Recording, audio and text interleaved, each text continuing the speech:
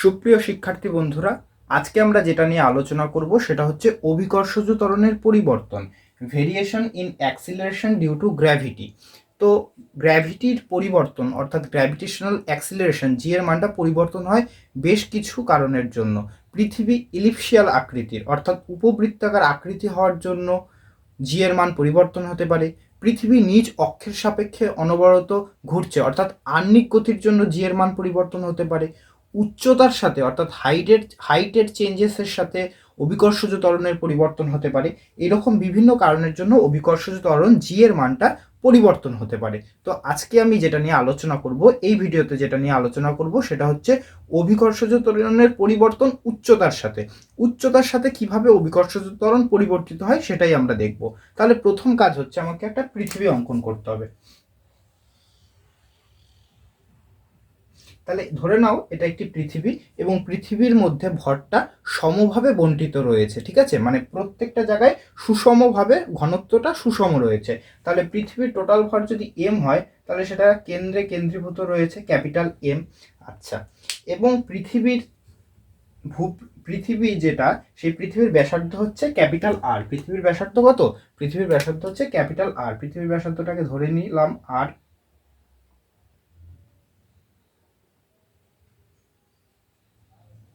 আচ্ছা, এটা হচ্ছে ভূপৃষ্ঠ। ভূপৃষ্ঠ থেকে এইচ উচ্চতায় কোনো একটা বস্তুর আমি ধরবো, এটা ভূপৃষ্ঠ। তাহলে এই ভূপৃষ্ঠ থেকে এইচ উচ্চতায় কোনো একটা বস্তু আমি নিলাম, ধরলাম স্মল এম ভর বিশিষ্ট একটি বস্তু রয়েছে। তাহলে এই স্মল এম ভর বিশিষ্ট বস্তুটা যখন ভূপৃষ্ঠ থাকবে তখন তার মান হবে জি, এবং যখন এইচ উচ্চতায় উঠবে তখন তার অভিকর্ষজ ত্বরণের মানটা পরিবর্তন হবে, এবং পরিবর্তন যেটা হবে সেটার মান ধরলাম আমি জি প্রাইম। তাহলে এই জি প্রাইমটা কত সেটা আমি নির্ণয় করার চেষ্টা করব। তাহলে আমরা কি জানি? আমরা জানি যে gravitational acceleration G is proportional 1/r², মানে ইনভার্সলি প্রপোর্শনাল, তাই তো? ব্যস্তানুপাতে পরিবর্তিত হয়। তাহলে জি প্রপোর্শনাল 1/r²। তাহলে আমি লিখতে পারি, যদি এই এইচ উচ্চতায় অভিকর্ষজ ত্বরণের মানটা হয় জি প্রাইম, তাহলে G prime by G equal to 1/r²। তাহলে 1/r² আকারে পরিবর্তিত হবে। তাহলে জি এর জন্য কি? জি এর জন্য হচ্ছে r²। তাহলে জি এর জন্য r² যেহেতু, তাহলে জি যেহেতু নিচে আছে তাহলে r²টা উপরে থাকবে। আচ্ছা, এই উচ্চতাটা হচ্ছে এইচ, ঠিক আছে, এবং এই উচ্চতাটা হচ্ছে আর। তাহলে এটা আর এটা এইচ, ধরো এটা 7 সেন্টিমিটার, এটা 3 সেন্টিমিটার, তাহলে টোটাল কত? 7 + 3 আর plus H equal to 10 centimetre. তাহলে নিচে যেটা হবে সেটা হবে এই জি প্রাইমের জন্য, অর্থাৎ এই এখান থেকে এই উচ্চতার জন্য সেটা কত? আর প্লাস এইচ। তাহলে আর প্লাস এইচ এর হোল স্কোয়ার করে দিই। তাহলে এইবার আমি নিচ থেকে যদি আমি r²কে কমন নিই, তাহলে r² যদি কমন নিই তাহলে আসবে 1+h/r এর হোল স্কোয়ার। তাহলে কি পেলাম আমি?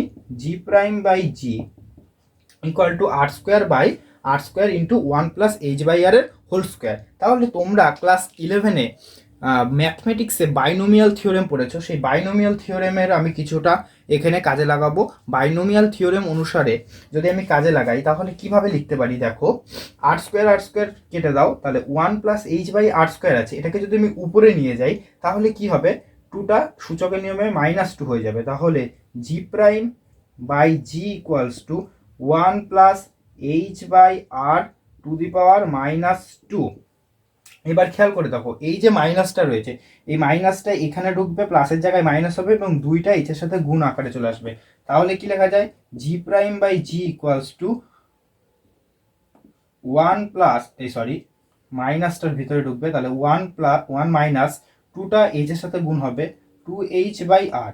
এখন 1 - 2h/r, এটার সাথে জিটাকে যদি এদিকে গুণ করি তাহলে G prime equal to G into 1 - 2h/r। তাহলে খেয়াল করে দেখো, এই যে 1 - 2h/r, 1-এর থেকে কিছু একটা বাদ দিচ্ছি, সেটাকে আবার জি দিয়ে গুণ করছি, তাহলে অবশ্যই কি হবে? জি প্রাইমের মানটা জি এর থেকে কম হবে। অর্থাৎ এইখানে যেই জিনিসটা গুণফল পাবো তার সাথে যদি জি এর মানটা গুণ করি তাহলে সেটা জি এর অ্যাকচুয়াল মান কত? 9.8।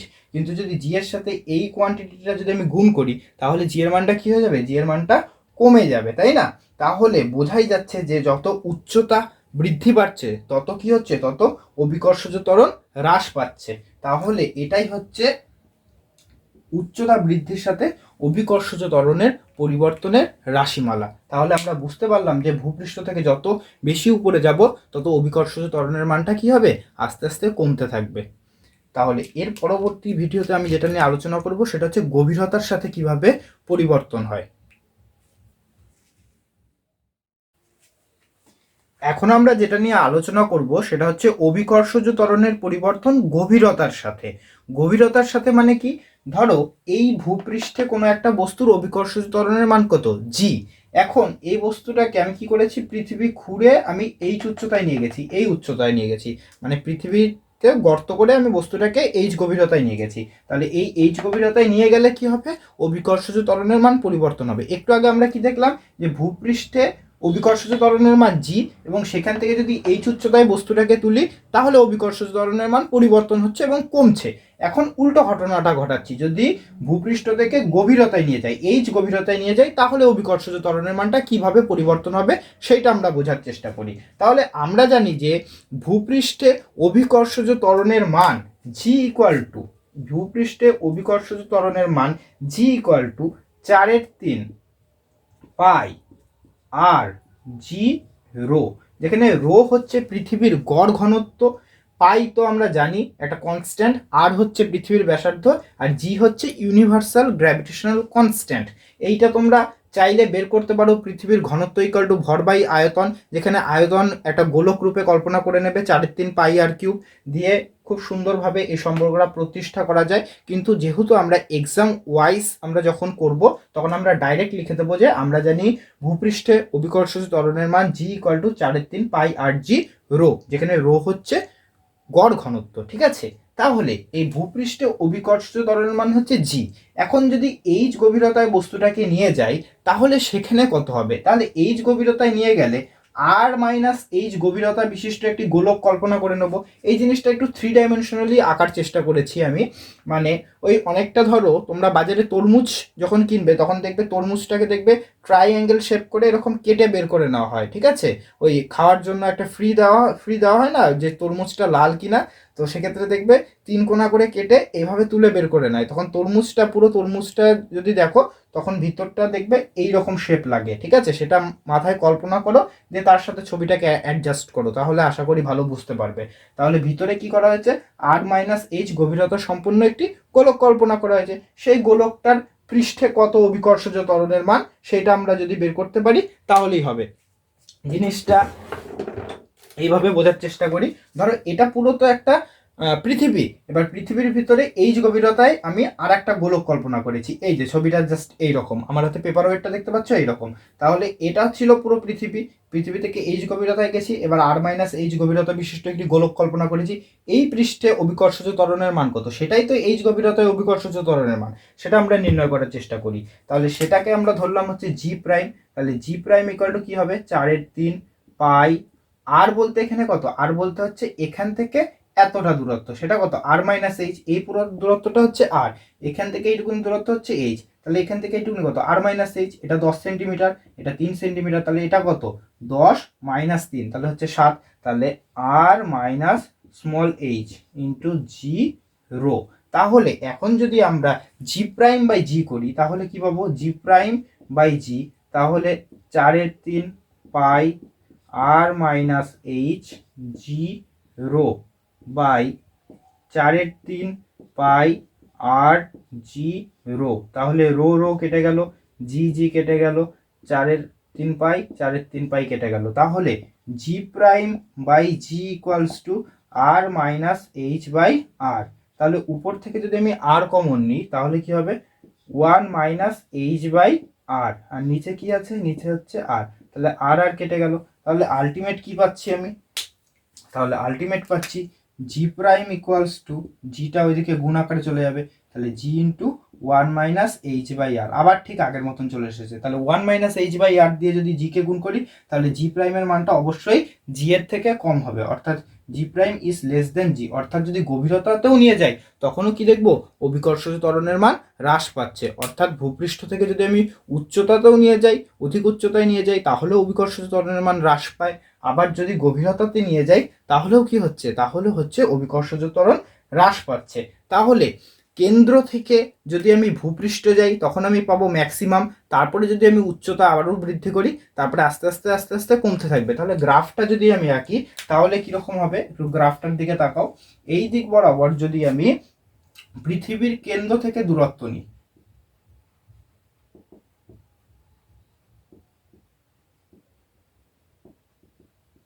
এক্স অক্ষ বরাবর পৃথিবীর কেন্দ্র থেকে দূরত্ব অর্থাৎ এই যে আর, আর এই দিক বরাবর যেটা নিচ্ছি সেটা হচ্ছে অভিকর্ষ ত্বরণ জি। তাহলে পৃথিবীর কেন্দ্র থেকে একদম পৃথিবী পৃষ্ঠ, তাহলে কি হবে, জি এর মানটা বাড়তে বাড়তে বাড়তে বাড়তে এই ভূপৃষ্ঠতে গিয়ে ম্যাক্সিমাম হবে, তারপরে আবার যখন উপরে উঠবো তখন জি এর মানটা আস্তে আস্তে কমতে থাকবে, মিনিমাম হবে। তাহলে এইটা হচ্ছে পৃথিবীর কেন্দ্র থেকে দূরত্ব বাড়াচ্ছি 1 2 3 4, এরকম করতে করতে ভূপৃষ্ঠতে গিয়ে ম্যাক্সিমাম হলো। এটা ধরো ভূপৃষ্ঠ, তাহলে ভূপৃষ্ঠে জি এর মান এখন কি ম্যাক্সিমাম হয়েছে। তারপরে আমি আরো দূরত্বে যাচ্ছি, এটা ভূপৃষ্ঠের দূরত্ব, তারপরে আমি আরো দূরত্বে যাচ্ছি অর্থাৎ ভূপৃষ্ঠ থেকে আরেকটু উঁচুতে যাচ্ছি, তখন জি এর মানটা কি কমবে, জি এর মানটা এখানে ম্যাক্সিমাম ছিল তারপরে কমবে, তাহলে এখানে প্লট পাবো। তারপরে আরো একটু উচ্চতায় গেলাম, জি এর মানটা আরো একটু কমলো, আরো উচ্চতায় গেলাম, জি এর মানটা আরো কমলো, তাহলে গ্রাফটা এরকম এরকম ভাবে যেতে থাকবে। তাহলে আলটিমেট গ্রাফটা কিরকম পাচ্ছি, কেন্দ্র থেকে বৃদ্ধি পেতে পেতে পেতে পেতে ভূপৃষ্ঠ ম্যাক্সিমাম হলো, তারপর উচ্চতা বাড়তে থাকলে আবার কমতে কমতে থাকবে এইভাবে, তাহলে গ্রাফটা হচ্ছে এরকম পাবো। তাহলে এটাই ছিল হচ্ছে গভীরতার সাথে অভিকর্ষজ ত্বরণের পরিবর্তন। এরপরে আমরা আরও আলোচনা করব আহ্নিক গতির সাথে কিভাবে পরিবর্তন হয় এবং ইত্যাদি ইত্যাদিগুলো আমরা বিস্তারিতভাবে আলোচনার চেষ্টা করব। যদি ভিডিওটা ভালো লেগে থাকে অবশ্যই লাইক করবে এবং যদি কোনো কিছু বুঝতে অসুবিধা হয় কমেন্ট সেকশনে অবশ্যই জানাবে। সবাই সুস্থ থেকো, ভালো থেকো, ধন্যবাদ।